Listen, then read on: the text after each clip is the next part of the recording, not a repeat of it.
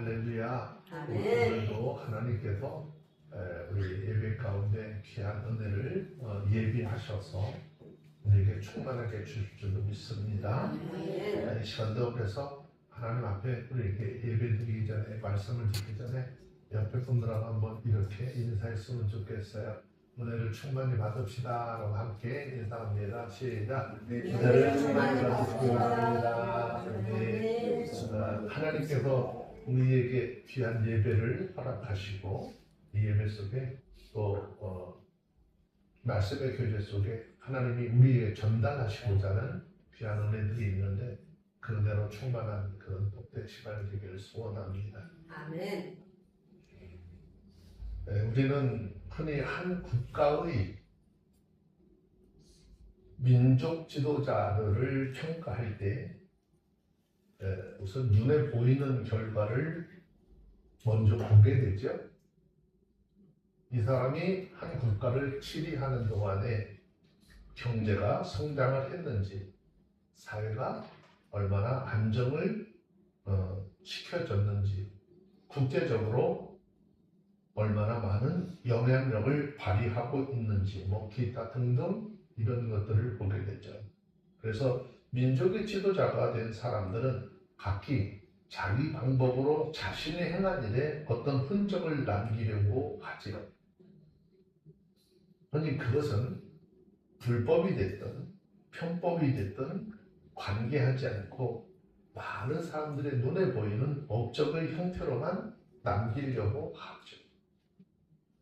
하지만 한 지도자가 잘못을 행함으로 나라가 힘들어지고 어려움을 당하게 되면 그 후유증은 단번에 회복이 되는 게 아니에요. 참으로 오랜 세월 동안의 아픔과 고통을 그대로 국민들이 당하게 되는 것입니다.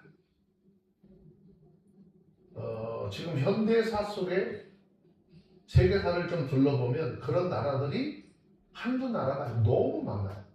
너무 많은데 대표적으로 한 나라만 소개를 한다면 아프리카 지역에 있었던 여러분들 잘 알고 있을 거예요. 짐바브웨라고 하는 나라죠. 이 당시에 대통령이라고 하는 사람이 로버트 무가베라고 하는 사람이었는데 이 나라는 독립 초기에는 그래도 아프리카 지역에서 비교적 안정적인 농업 국가였어요. 그런데 이 로버트 무가베라고 하는 사람이 대통령이 되면서 자신의 권력을 유지하기 위해서 무리한 정책을 많이 피우게 됩니다. 포퓰리즘과 이념을 내어서 그리고 정치적 보복을 하게 되는데 그 중심에 그 보복 중심, 포퓰리즘, 그 다음에 이념을 내세워서 정치를 하면서 보복 중심의 경제 운영을 시작을 해요. 그래서 모든 분야에서 전문가들이 배제되었어요.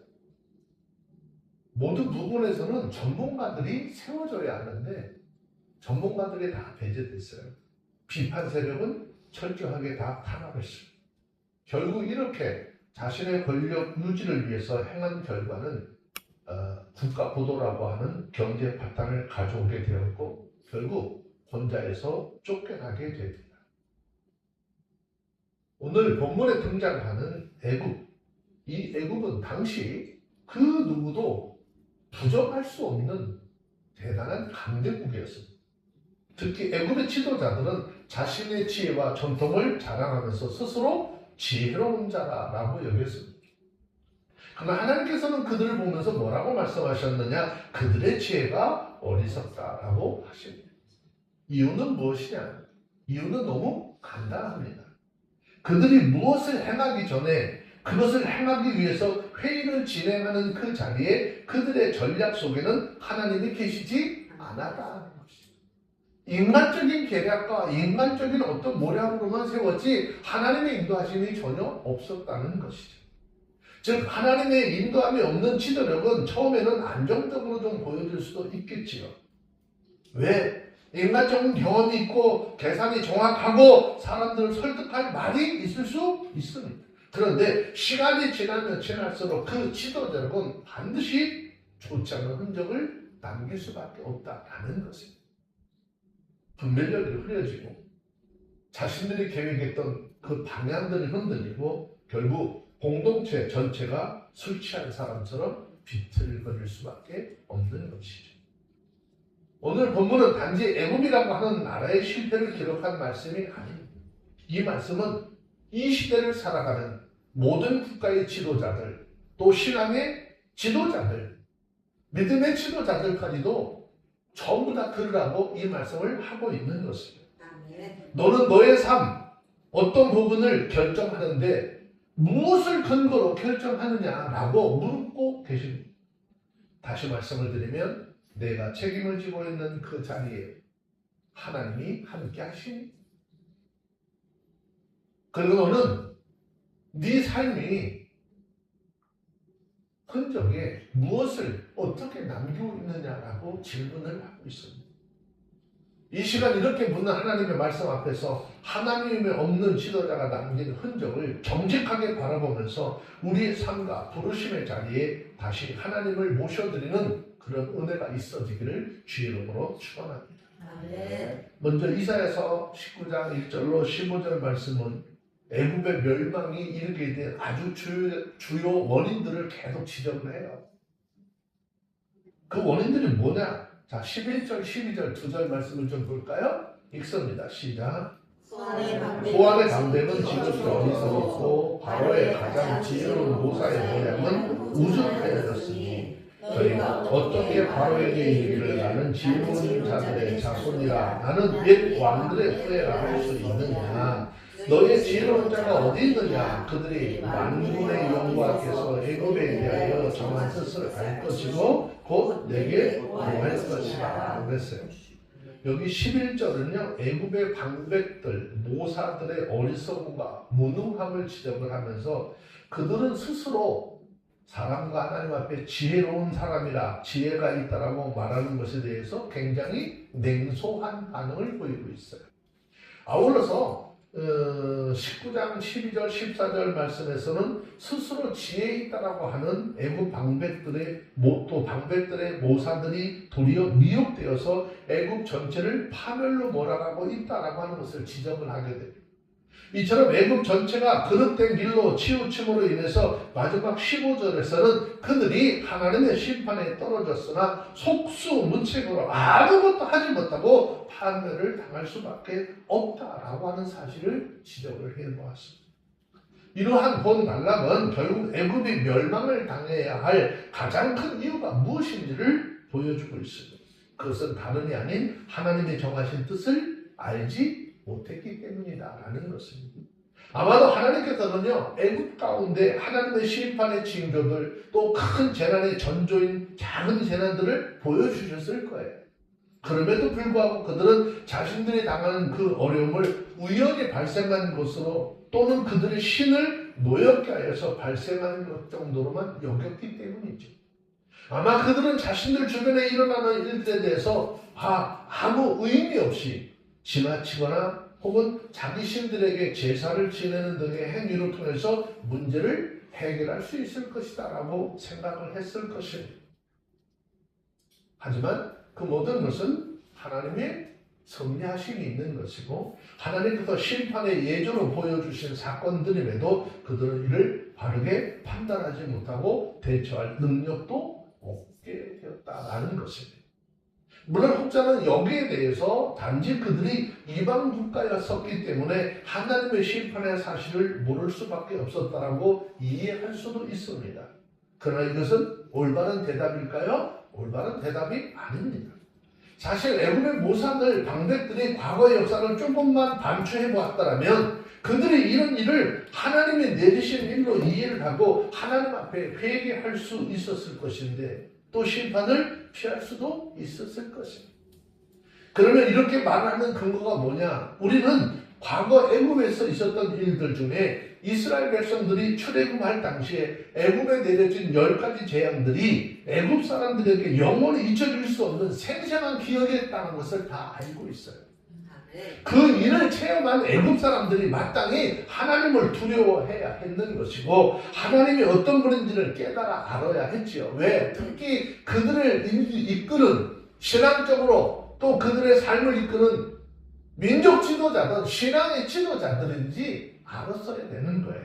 아울러서 그 당시 그와 유사한 여러 가지 최종적인 심판의 예조가 임함을 바라보면서 회개하고 하나님께로 삶을 돌이켰어야 했죠. 과거 그들의 선조들이 하나님 앞에 목을 곱게 하고 끝까지 하나님을 대적하고 멸시함으로 최종적인 심판이 장자재앙까지 당하여 했음을 기억하고 자신들은 그 심판을 면하기 위해서 하나님 앞에 겸손히 굴복해야만 했었겠죠. 우리가 잘 알고 있는 것처럼 요나가 하나님의 심판을 선포할 때 그 요나를 통해서 선포하는 하나님의 심판의 말씀을 들은 니느웨 사람들이 회개했던 것처럼 애굽 역시도 그렇게 했어야 하는 것이고 지금 현 시대 우리가 살고 있는 이 시대에도 동일한 회개 운동들이 일어나야 하는 것입니다. 그런데 애굽 사람들, 애굽 지도자들, 애굽의 방백들, 애굽의 모사들 그들 모두가 하나도 빠짐없이 자신들에게 임하는 심판의 예조들을 하나님과 상관이 없는 것으로 생각했다라는 것입니다. 하나님에 대해서는 아예 그들 안중에도 없었다라고 하는 정말 이러한 애굽의 태도, 그들 모두가 최종 심판에 떨어질 수밖에 없게 만든 모사들, 방백들, 그들의 태도를 보면서 우리는 사람들을 바른 길, 온전한 길, 생명의 길로 이끌어야 할 한 국가의 지도자들, 또 그 다음에 신앙을 이끌어야 될 신앙의 지도자들, 모사들이 얼마나 중요한 직임을 맡은 책임이 있는지 깨달아야 하는 거예요. 아멘. 만일 애굽의 지도자들, 모사들이 바른 길을 백성들에게 제시하고 올바른 정책을 입안하였다면 그들에게 분명히 과거 이스라엘이 출애굽할 당시에 당한 재난은 벗어날 수 있었을 것입니다. 사실 과거에 이러한 역사는 애굽에도 있었잖아요. 한 명의 지도자가 바른 길, 지혜로운 길, 온전한 길을 지시함으로써 애굽이 구원받은 사건도 있습니다. 누굴까요? 그 사람은 바로 요셉이죠. 그는 바로의 꿈을 정확하게 하나님의 지혜를 통해서 분별을 하고 그것으로 애굽이 나가야 할 방향이 어떤 방향인지 지시하게 됩니다. 그로 인해서 애굽에 7년 대흉년이라고 하는 위기가 왔지만 아무런 어려움이 없이 이겨냈고 도리어 그 재난을 번영과 형통의 기회로 만드는 역사가 있었습니다. 그런데 이 산에서 살펴본 애굽이 심판을 피하지 못한 이유는 오늘 이 시대도 동일하게 적용이 되고 있는 말씀이라는 것이죠. 오늘 이 시대를 가리켜서 성경은 말세라라고 하죠. 이 세대가 하나님의 최종 심판 앞에 서 있음을 말하고 있는 것입니다. 이것은 현실적으로 여러 가지 징조를 통해서 우리 가운데 지금 입증이 되어지고 있는 사실이죠. 주님께서 말씀하신 말세에 임할 징조들은 지금 우리가 살고 있는 이 지구촌 세계 곳곳에서 일어나고 있습니다. 성경을 통해서 예수님께서 말씀하신 종말의 징조들이 어떤 걸까요? 한번 먼저 좀 살펴볼까요? 자, 마태복음을 마태복음 24장 3절에 있는 예수님과 제자들이 감난산에 있을 때 제자들이 예수님께 먼저 묻습니다. 뭐라고 묻습니까? 3절에 있는 말씀이 있습니다. 시작. 예수께서 감난산 위에 앉으셨을 때 제자들이 종령이 와서 가로되 우리에게 이르소서 어느 때 이런 일이 있겠사오며 또 주의 임하심과 세상 끝에는 무슨 징조가 있으리까? 제자들이 예수님 앞에 이렇게 묻잖아요. 자, 이 물음에 대한 예수님의 대답은 마태복음 24장 6절 7절 함께 봅니다. 시작. 난리와 난리 소문을 듣겠으나 너희는 삼가 두려워하라. 이런 일이 있어야 하되 끝은 아직 아니니라. 민족이 민족을 나라가 나라를 대적하여 일어나겠고 첫째 기근과 지진이 있으리니. 그랬어요. 지금 우리가 살고 있는 이 지구촌의 정세와 자연재해를 깊이 생각을 해본다면 충분히 알 수 있는 일들이겠죠. 그런데 그럼에도 불구하고 사람들은 이러한 일들이 하나님의 심판과 무슨 상관이 있느냐라고 하면서 아주 태평한 삶을 살고 있죠. 마치 노아 시대의 사람들처럼 소돔과 고모라 성이 멸망을 당할 때처럼 그들은 그런 삶을 살고 있습니다. 애굽 사람들이 그랬던 것처럼 오늘날 세상에도 하나님의 심판 앞에 무방비 상태로 살아가고 있는 것입니다. 바로 여기에 하나님의 뜻과 계획과 하나님께서 보여주신 징조에 대해서 분명히 이해를 할 수 있고 또 바라볼 수 있는 영적 안목을 가지고 있는 저와 여러분들이 굉장히 중요한 사명을 가지고 있는 것입니다. 즉 그리스도인들이 하나님의 경륜을 알지 못하고 하나님의 경고에 분명히 나타나고 있음에도 불구하고 멸망의 길로 가는 사람들을 향해서 하나님의 뜻을 올바로 깨우침으로써 그들에게 하나님의 말씀을 통해서 하나님께로 돌아오도록 해야 하는 것이에요. 아멘. 그런데 동일하게 한다고요? 아니 어떻게 보면 그들보다도 더 태평하죠. 여러분 한 영혼을 주께로 돌아오게 하는 것 하나님께서 얼마나 기뻐하실까요? 자 다니엘서 12장 3절에 있는 말씀을 좀 볼까요? 다니엘서 12장 3절 찾으셨으면 하는 성을 한번 읽습니다. 시작. 지혜 있는 자는 풍창의 빛과 같이 빛날 것이요 많은 사람을 옳은 대로 돌아오게 한다는 별과 같이 영원토록 비추리라 그랬어요. 한 영혼들을 진리의 생명이신 그 하나님의 말씀 가운데로 돌아오게 이끄는 사람은 하나님의 나라의 별과 같이 영원토록 비추게 하시는 은혜가 있게 하시겠다라는 거예요. 물론 멸망으로 가는 사람들은 우리가 하나님의 경륜에 대해서도 아무리 말해도 듣지 않겠죠. 듣지 않으려고 할 거예요. 하지만 그렇다 할지라도 우리는 우리들이 믿고 확신하는 바, 즉 하나님의 진리, 하나님의 섭리하신 하나님의 심판을 부지런히 선포하고 깨우쳐야 하는 거예요. 우리가 전한 것, 들어서 돌아오거나 돌아오지 않는 것, 그 책임은 그들의 책임인 것이고 우리는 어쨌든 이거 세상 사람들뿐만이니까요. 지금 세상에 속한 사람들뿐만 아니에요. 우리가 믿음 안에 있는 사람들조차도 지금 너무나 태평한 삶을 살고 있는 사람들이 많아요. 깨우쳐야 돼요. 저와 여러분 우리 모두는요. 말세라고 하는 이 어둡고 혼탁한 시대 속에 살아가는 세상 사람들에게 마치 등불과 같은 존재들이 되어야 하는 것이고 생명의 길을 보여주는 삶, 과거 요셉이 애굽 전체를 구원의 길로 이끌었던 것처럼 이 시대에 구원의 길로 이끄는 복된 삶을 살아가는 저와 여러분들이 다 되시길 바랍니다. 그리고 그렇게 수고한 일이 하나님의 나라에서 영원히 지워지지 않는 별처럼 하나님의 영광을 나타내는 삶이 되기를 주의 이름으로 축원합니다. 아멘. 자 오늘 말씀 또 한 절 보시면 하나님의 인도함이 없는 사람의 지혜로 이끌림을 받는 것은 굉장히 어리석은 것이에요. 그 이유는 무엇인가 제대로 되는 일이 없기 때문이래요. 자 13절에 있는 말씀 다시 한번 좀 볼게요. 읽습니다. 시작. 소알의 방백들은 어리석었고 노의 방백들은 미혹되었더라. 그들은 애굽 지파들의 모퉁이 돌이오를 애굽으로 그릇하였다. 이 말은 애굽이 멸망할 수밖에 없었던 주요 원인이 주요 원인 중에 하나가 뭐냐? 애굽의 방백들의 어리석음을 지적하는 말인 거예요. 그런데 이 당시 애굽 방백들은 세상적으로 보면 결코 어리석은 자들은 아니었거든요. 그들은 세상적으로 누구보다도 지혜로운 자들이었어요. 하지만 그들이 가장 중요한 지혜, 곧 여호와 하나님을 경외하는 지혜, 하나님의 뜻을 이해하는 지식이 없었기 때문에 결국 어리석은 자로 판명이 되었고 결국 애굽을 멸망의 길로 치닫게 만들었습니다.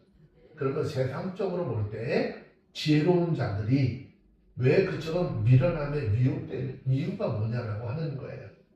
자, 14절에서 설명을 하고 있는데 함께 봅니다. 시작. 여호와께서 그 가운데 사특한 마음을 섞으셨으므로 그들이 일부러 외사의 잘못하게 하니 주시한 자가 포함해서 그들을 하게 하였으니 15절까지 읽어볼까요? 외국에서 머리나 머리나 종교나 잔치나 갈등이나 마음 할 일이 없으리라. 아멘. 자, 여기서 말하는 사특한 마음을 섞었대. 이 말의 의미는 어떤 의미일까요? 하나님께서 이스라엘 자손들이 출애굽 당시에 바로의 마음을 아주 완악하게 하셨던 것처럼 마찬가지로 하나님께서 한계가 분명한 세상 지혜를 의지하는 애국 방백들을 자기 생각대로 살도록 그냥 내버려 두셨다는 거예요. 자, 우리가 잘 알고 있는 것처럼 성경 로마서 1장 28절에서 뭐라고 하죠? 하나님은 로마서 1장 28절 한번 보세요. 뭐라고 그러셔요? 하나님은 우리의 마음속에 하나님의 말씀 두기 싫어하면요 억지로 끌어다 어떻게 하지 않으세요. 내버려 두신다니까. 아멘.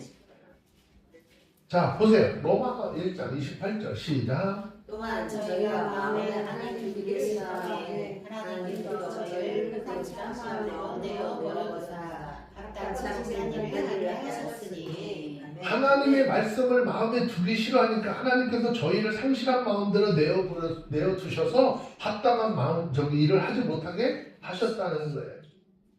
여러분, 오늘 이 말씀을 우리가 자칫 정치적으로 이야기하잖아요. 머리 터지게 싸워야 되는 일이에요. 정치적인 부분도 있지만 이거는 굉장히 중요한 것은 뭐예요? 신앙의 지도자들이 하나님의 사람들을 영적으로 깨워서 일깨워서 그런 믿음의 삶을 말씀을 잘 대비하면서 살아갈 수 있도록 하라고 하는 거예요. 아멘. 이건 정치적으로 엮고 이야기하려고 하니까 설교할 수가 없어지고 불편해지는 거예요. 저희 마음에 하나님 두기를 싫어하니까 하나님께서 저희 그 상실한 마음대로 내어버려서 합당치 못한 일을 하게 하십니다. 민족주의가 대한민국이라고 하는 나라를 이끌 수 있도록 하고 안전지대를 세워주도록 하는 거잖아요. 하나님의 말씀이 그들 가운데 없으니까 북한의 사람들하고 지금 대치를 하고 있는 그런 곳에 총도 들지 말라요? 유병소에서? 그런 상태에서요, 북한의 일개 소대병력만 무장하고 들어오면요, 쑥박될 거예요.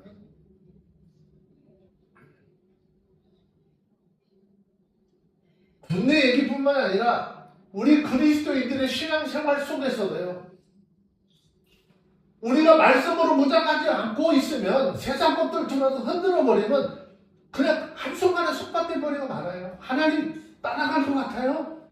그렇지 못하다는 걸 설명하고 있는 거예요. 우리는 하나님이 우리에게 진리의 말씀으로 우리를 생명길로 이끌기 때문에 우리는 그 하나님의 말씀을 믿고 가야 되는 거예요. 아멘. 제발 성경 떠나서 하는 얘기 따라가지 말라라고 하는 거예요. 다시 말씀을 드리면 애굽의 방백들은 처음부터 올바른 지혜를 사모하는 마음이 없었어요. 즉 하나님의 말씀을 듣고 그걸 따라갈 의사가 없었다는 거예요. 자신들이 가지고 있는 세상의 지혜로 최고의 지혜로 여겼다라는 것이죠. 그래서 그들은 다른 지혜, 즉 하나님으로부터 오는 참된 지혜를 필요하지 않았어요. 이것은 한계가 분명한 자신들이 세상 지혜로 인해서 지극히 교만해 있었다라고 하는 증거인 것이죠. 여기 하나님은 그들의 한계가 있는 지혜 가운데 그대로 방치해 두심으로써 그들의 결정한 순간에 미련함으로 미혹이 되어서 바로와 애국 전체가 잘못된 길, 망하는 길로 인도하게 했다라는 것이에요. 우리들은 애굽의 방백들, 모사들의 실패를 통해서 진정한 지혜자가 누구인가를 깨달아야 하는 것입니다. 아멘. 진정한 지혜자는 세상의 지혜나 지식을 많이 갖춘 자가 아닌 거예요. 진정한 지혜자는 하나님을 경외하는 자인 것이고 하나님으로부터 배우는 것이고 하나님의 가르침을 받아서 그 인도함을 받아 살아가는 그런 하나님의 사람들이 되어야 하는 것이에요. 아멘. 왜 그럴까요? 왜 그럴까? 자, 고린도전서 1장 25절에서는 이렇게 말씀을 하고 있잖아요.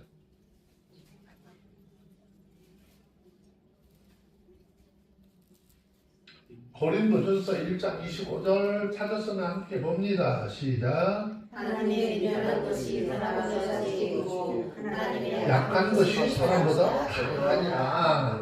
하나님이 미련한 것이 사람이 아무리 지혜 있다 할지라도 하나님이 그 미련해 보이는 것이 더 강하고 더 지혜롭다라는 거예요. 세상에 속한 지혜는요, 아무리 많이 부귀한다 할지라도 그것으로서 사람을 구원할 수 없는 것이고 그 삶을 올바르게 온전하게 할 수도 없는 거예요. 제가 목회자가 되거나 목사가 되고 나서 목회를 하는 현장 속에 옛날에 대전에 계신 모 목사님이 뭐 일반 서적들 많이 봤다고 제발 좀 다른 책도 좀 사보래. 성경 보기도 바쁜데 뭐 다른 책 많이 봤다고 하니까 그 입에서 나온 소리가 맨날 어떻게 해요? 다른 얘기만 나오잖아요. 이것만 연구해가지고 이것만 보기도 힘든데 저는 사실은 물론 학교 다니면서는 다른 서적들도 많이 이제 뭐 이렇게 보기도 하고 그랬는데 뭐 간증 서적 무슨 누구 설교지 거의 안 봤어요. 하나님께서 내게 이 성경을 통해서 보게 하시고 알게 하신 것이 무엇인지 내가 기도하면서 이거 연구하고 그렇게 온 게 건 30년을 왔지만 지금 요 정도거든요. 요 정도. 이 정도가 아니라 요 정도라니까요. 하나님의 말씀은요. 파면 팔수록 정말 우리가 알지 못하는 새로운 정말 생물들이 계속 솟아올라요. 아멘.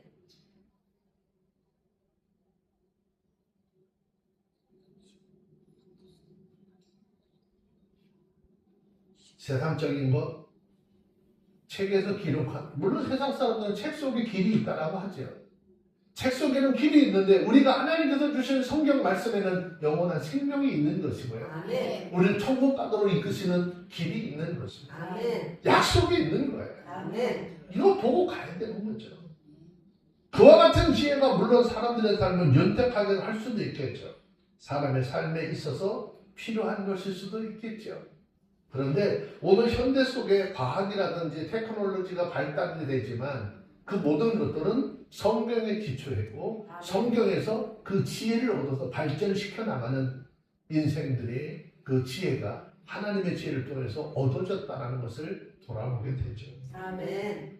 종종 세상 지혜는 그것을 가진 자를 교만하게 빠뜨리게 하죠. 심지어 악을 좀 더 교모하게 도모하도록 부추기는 원인이 되게 하기도 하죠. 요렇게 하면 요 법망을 어떻게 하면 빠져나갈 수 있어? 요거 어떻게 하면 요거는 요렇게 피할 수 있어? 라고 하는 생각을 갖게 돼요. 그렇지만 하나님을 경외하는 사람, 하나님의 가르침과 성령의 인도함을 따르는 사람은 가장 지혜로우시며 가장 온전하신 교사로부터 그 말씀의 가르침을 받는 자들인 것이에요. 그 사람은 유일한 구원의 주 하나님의 인도함을 따르는 삶을 살기 때문에 매일 구원을 향해서 가까이 나가는 삶을 살 수 있는 거예요. 아멘. 육체적으로 어떤 편안함을 위해서 가는 것이 아니라 하나님 예수를 통해서 우리에게 주신 그 구원을 이루는 길을 향해서 나가는 것입니다. 높으신 하나님으로부터 배우는 자신의 자리를 알기 때문에 마음을 겸손히 지킬 수 있는 것이고 거룩하신 하나님의 뜻을 알기 때문에 악에서 떠나 살 수 있는 것입니다. 아멘. 이 둘 중에 누가 복된 자일까? 누가 더 참된 더 나은 지식을 가진 자일까? 더 이야기할 필요 없이 하나님의 말씀의 가르침을 받고 성령의 인도함을 따라 살아가는 그러한 자들인 줄 믿습니다. 아멘. 저와 여러분들은 어떤 지식을 소중하게 여기며 살고 있습니까? 물론 그리스도인들은 세상적인 지혜도 갖춰야 하겠죠. 그러나 하나님을 아는 지혜가 없는 자, 하나님의 말씀을 통해서 배우지 않는 사람, 제 아무리 세상적으로 많은 학식을 가지고 있다 할지라도 결코 그것으로 구원에 이르게 하지 못하는 것이고 참되고 온전한 삶을 살게 하지도 못한다는 사실을 기억하시기를 주의 이름으로 축원합니다. 그러므로 저와 여러분들 우리 모두는 세상의 지혜도 겸비하되 무엇보다도 하나님으로부터 생명의 말씀을 배우고 의의 말씀을 배우는 자, 하나님을 경외하며 섬기는 그런 참된 지혜자로서의 삶이 있어지기를 주의 이름으로 축원합니다. 아멘. 자, 다시 한번 말씀 더 볼게요. 하나님이 함께하지 않는 삶은 결국은 어떻게 돼요? 자, 16절, 17절 좀 볼까요? 읽습니다. 시작. 그날의 애굽이 그녀와 갈 것이다. 그들의 만군의 여호와 흔드시는 손이 그 위에 흔들심을 인하여 떨며 두려워할 것이며 유다 땅은 애굽의 두려움이 되리니 이는 만군의 여호와께서 애굽에 대하여 정하신 모략을 인하니라. 그 소문을 듣는 자가 떠니라 그랬어요. 이 말씀은 훗날에 있을 여호와 하나님과 유다를 향한 애굽 사람들이 두려움을 느낄 것에 대한 이야기를 하고 있어요. 먼저 16절 말씀에 보면 장차 애굽이 누구와 같을 거래요? 부녀와 같을 것이다 그랬어요. 여기서 부녀는요 어때요? 장정과 대조되는 말씀이죠. 장정들, 힘 있는 남자들과 부녀가 이렇게 비교해보면 부녀는 어때요? 굉장히 유약하고 초라한 존재들이잖아요. 물 한 양동이도 들기도 버거운 그러한 존재다, 초라한 존재다라는 것을 의미를 함축하고 있는 표현인데, 이 말은 애굽 사람들이 지극히 약하고 초라하여서 무기력한 나라로 전락하게 될 것이다 라고 하는 것을 설명하고 있습니다. 그리고 이어서 17절에서 유다의 땅이 애굽의 두려움이 될 것이다 라는 선언을 하죠. 이것은 그만큼 유다가 뭐 강하고 굳건하게 설 것이다 라고 하는 것을 나타내 보여주는 말씀인데, 두려움이라고 하는 것은 어떤 걸까요, 여러분? 강한 자 앞에서 선 약자가 느끼는 자연스러운 반응이겠죠. 이것을 감안해 보면 애굽은 약한 자요, 유다는 강한 자라고 하는 논리가 성립이 되겠죠. 그런데 한번 생각해 보세요. 애굽과 유다에게 이들 각각 표현의 대입은 결코 어울릴까요? 어울리지 않을까요? 뭐 미국이 대한민국 두려워서 떨고 뭐 그렇게 하겠어요? 지금 여기 애국과 유다를 이야기하는 건 현대사회 미국과 대한민국을 비교하는 것과 똑같은 거잖아요. 유다는 역사상 한 번도 애국에 비교해서 그만큼 강해 본 적이 없었다고 해도 과언이 아니지. 도리어 유다가 애굽에게 늘 두려움을 느껴왔고 조공을 바치고 어떻게 해요? 유사시 도움을 청하는 등 온갖 수치스러운 경험은 다 유다의 것이지 애굽의 것이 아니었어요. 그런데 어째서 지금 이사야 선지자는 하나님의 말씀을 통해서 이런 말씀을 하고 있는 것일까? 그것은 하나님과의 관계에 근거한 것이라는 거예요. 아멘. 하나님의 임재와 도우심, 하나님의 돌보심, 인도하심, 붙드심이 어디에 있다는 거죠? 유다에 있다는 것이죠. 아멘. 그들은 세상적인 힘과 세상적인 권력과 그런 자기들의 힘을 의지했지만 유다는 하나님이 임재하시고 그들을 도우시고 돌보시고 인도하시고 붙드심이 그들의 삶 속에 있다는 것입니다. 유다의 강성함을 인하여서 애굽 사람들이 유다를 두려워하는 것이 아니라 유다 사람들과 함께 하시는 하나님을 인하여 두려워할 것이다 그 말이에요. 아멘. 이 대한민국이 무슨 국방력 때문에 두려워하는 것이 아니라 이 나라를 붙들고 계시고 오늘 이렇게 강하게 하신 그 하나님의 능력으로 인해서 두려워하는 역사가 있어서야 하는 것이겠죠. 아멘. 이런 일은 과거 이스라엘 백성들이 출애굽을 할 때 애굽 사람들에게 생생하게 경험됐던 일이기도 하지요. 이 당시 애굽 사람들은요, 이스라엘 자손이 어떻게 그들에게는 노예에 불과한 사람들이었었잖아요. 그죠? 몇 년 동안을 400년이 넘는 세월을 그냥 노예 생활을 하겠잖아요. 세상에 어떤 주인이 자유자로 노예를 두려워하지 않고 도리어 노예가 주인이나 자유자를 두려워하게 만들까? 출애굽기 보면요, 당시 애굽 사람들은 출애굽하기 직전에 이스라엘 사람들을 두려워했다라고 했어요. 그래서 그들은요, 자신들에게 그 출애굽기 12장 35절 36절 잠깐 볼래요? 출애굽기 12장 35절 36절 보면 애굽에 있는 사람들이 이스라엘 백성들에게 요구하는 대로 다 뭔가 줬다라고 그랬잖아요. 물론 하나님께서 그들 마음을 그렇게 해두셨기 때문이겠지만 그 안에 숨겨진 의도가 있어요. 한번 보세요. 출애굽기 12장 35절 36절 시작. 이스라엘 자손이 모세에게 말하여 그 백성에게 분노와 의복을 구하매 여호와께서 애굽 사람으로 백성에게 은혜를 입히게 하사 그들의 구하는 대로 주게 하심으로 그들이 애굽 사람에게 물품을 주지 하였더라. 자, 애굽 사람들이 왜 이스라엘 백성들에게 지금 물론 하나님께서 거기 마음을 움직여 놓으셨다고 했잖아요. 은혜를 베푸셨다고 했잖아요. 그런데 그들 마음속에 또 하나의 두려움이 있었다는 거예요. 왜? 이스라엘 백성들 얘네들이 우리들 여기서 있으면 우리가 장자까지도 죽는 경험을 했는데 얘네들 더 있으면 우리의 삶이 더 망가질 거야. 빨리 떠나갔으면 좋겠어. 그래, 너 필요해? 뭐 줘? 맞추면서 뭐 하는 거야? 빨리 가라는 거예요. 여러분, 이 일이 어떻게 해서 일어났어요? 이거 애굽 사람들이 이스라엘 사람들을 두려워했을까요? 아니에요. 이스라엘 백성들 가운데 역사하시는, 그들의 삶을 이끄시는, 비록 신분이 노예지만 그들을 이끄시고 그들을 보호하시는 하나님을 두려워하였기 때문이라는 거예요. 이러한 일은요, 여호수아서 2장 9절로 11절에 보면 이스라엘 백성들이 출애굽해서 광야를 통과한 이후에 가나안 땅을 정복하는 과정 속에서도 그대로 드러나죠.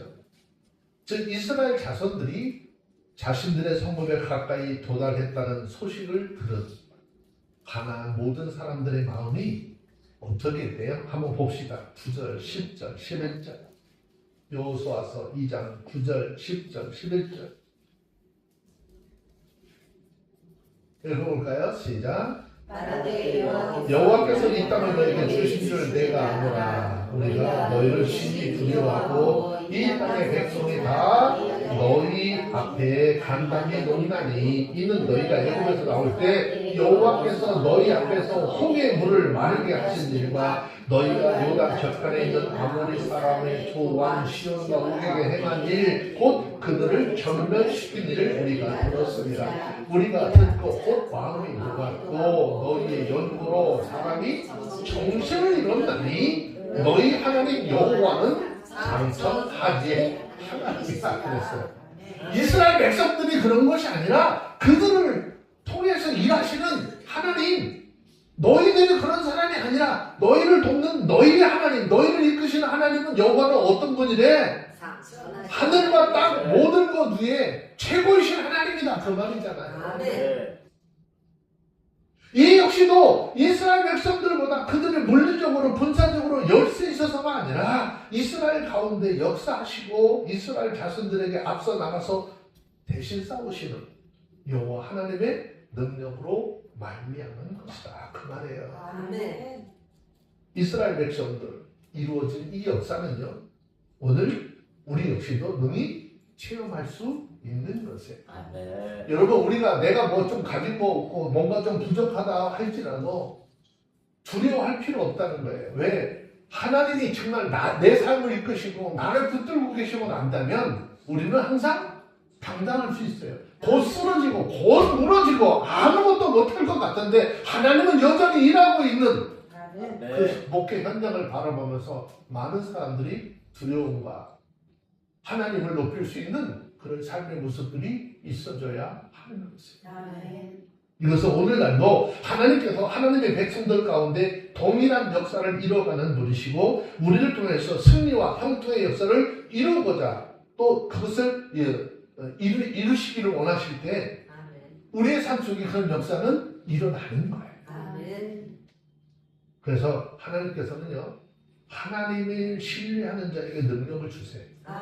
그리고 그 능력으로 하여금 승리의 역사, 형통의 역사, 악의 역사, 세상의 역사, 정말 세상이 그 하나님의 함께하는 사람을 보면서 두려워 떨고 물러가는 역사도 이루어 가시는 거예요. 그러므로 저와 여러분들 우리는 이 사실을 굳게 믿어야 하는 거예요. 하나님 앞에서 우리 모두는 지극히 약하고 깨어지기 쉽지만 하나님께서 우리를 하나님의 장중에 붙으시고 우리가 하나님을 의지하기만 한다면 연약한 우리를 통해서 악의 권세가 무력화되고 어떤 강력한 진이라도 파하는 역사가 이루어지게 될 줄로 믿습니다. 아멘. 저는 저와 여러분들이 모두가 이 거룩한 하나님의 역사를 이루어가는데 귀하게 쓰임받는 도구들이 되길 원합니다. 아멘. 그래서 여러분들, 우리 교회 성도들이 나가는 길, 서 있는 길, 그 어떤 것도, 그 어떤 세력도 가볍게 여기거나 우습게 여김 받는 것이 아니라 정말 우리를 바라볼 때 두려워하고 그 하나님의 인도하심을 증거하는 그런 역사가 우리 삶 속에 있어지기를 주의 이름으로 축원합니다. 아멘. 기도하겠습니다. 사랑과 은혜가 풍성하신 하나님, 오늘 말씀을 통해서 우리의 삶의 기준과 선택이 어디에서 오는지를 돌아보게 하셨습니다. 주님, 저희 안에 하나님이 없는 판단과 흔적이 아직도 여전히 남아있음을 고백합니다. 때로는 내 경험과 내 계산, 사람들의 조언만 의지하며 하나님을 묻지 않고 결정했던 순간들이 많이 있었는데 주님 용서하여 주옵소서. 주님, 저희가 인도하는 자리, 맡은 책임의 자리마다 하나님을 중심으로 모시고 주님의 뜻을 먼저 구하는 하나님의 사람들 되게 하시고, 아멘. 특별히 이 땅에 신앙을 인도하는 신앙의 인도자들 될 수 있도록 축복하옵소서. 아멘. 가정에서, 교회에서, 직장과 공동체에서 저희의 말과 행동, 선택이 하나님으로부터 나오는 흔적이 되게 하시고, 아멘. 두려움이 아니라 평안과 담대함을 낳는 삶이 되게 하옵소서. 아멘. 하나님, 주님 없이는 어떤 지혜도 어떤 힘도 헛된 것임을 기억하게 하시고 항상 주님께 묻고 주님의 말씀에 순종하며 살아가게 하여 주옵소서. 아멘. 오늘 말씀을 우리 각자의 마음속에 깊이 새기게 하시고 주님과 함께하는 삶을 결단하는 저희 모두가 되게 하여 주시옵기를 우리 주 예수 그리스도의 이름으로 기도합니다. 아멘. 아멘.